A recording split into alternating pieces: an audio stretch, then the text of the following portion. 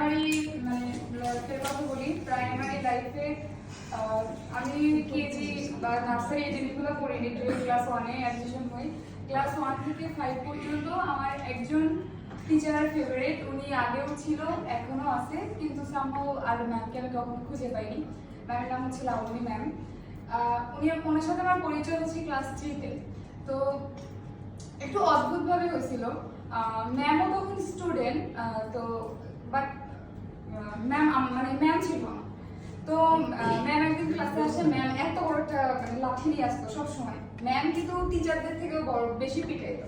তো ম্যাম সেদিন আমার একদম হাতের এই মাঝখানটাতে এমন ভাবে মারছে যে আমি বাসায় গিয়ে এই নোটটা মানে সোজা করতে পারতেছিলাম।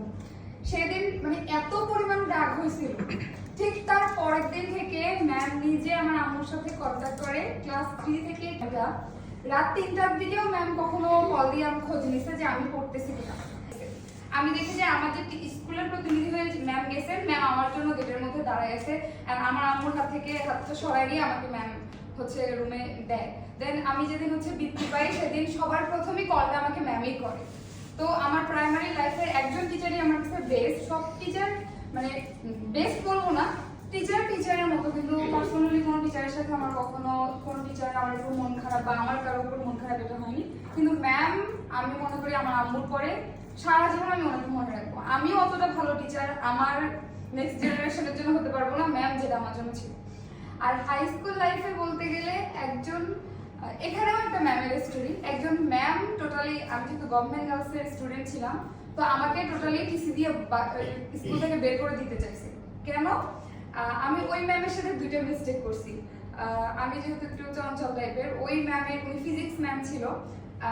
আমি আমার একটা ফ্রেন্ডের, আমাদের গভর্নমেন্ট গার্লস তো দুইটা এক্সাম হইতো বছরে, একটা মিড একটা ফাইনাল।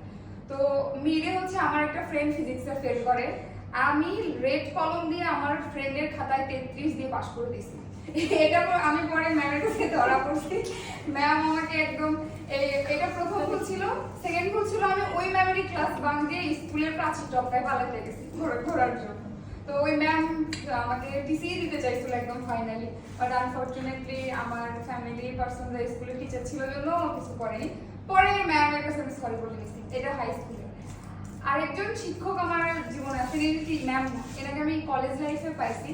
স্যারের জন্য আমার কলেজ লাইফে 2টা বছর এত সাপোর্ট করছে। আমি যদিও অনেক প্রবলেমে থাকার পরেও স্যার আমাকে, আমি এখন যে ডিবেটে যে টোটালি ইনভলভ হয়েছিলাম, আমার পিছনে টোটাল সাপোর্টটা আড়ালে ছিল আমার স্যার। আমি কি স্ক্রিপ্ট রেডি করবো, ইনফ্যাক্ট আমি প্র্যাকটিসও কখনো রাতের বেলা স্যারকে কল দিয়ে বলতাম যে স্যার এটা কিভাবে কি করবো। ডিবেটের মাঝখানে ব্রেক টাইমে আমি স্যারের সাজেশন নিতাম। ওই স্যারের বাসা হচ্ছে রংপুরে, স্যারের নাম আমি মেনশন করি, স্যারের নাম ফরাদ স্যার। কলেজ লাইফে তো এই হাই স্কুল, প্রাইমারি, কলেজ, 3জন টিচারকে আমি খুব মনে রাখবো, খুব বিশেষভাবে। আর ইউনিভার্সিটিতেও এক প্রেজেন্ট যদি বলা যায়, থার্ড 3টা সেমিস্টারের মধ্যে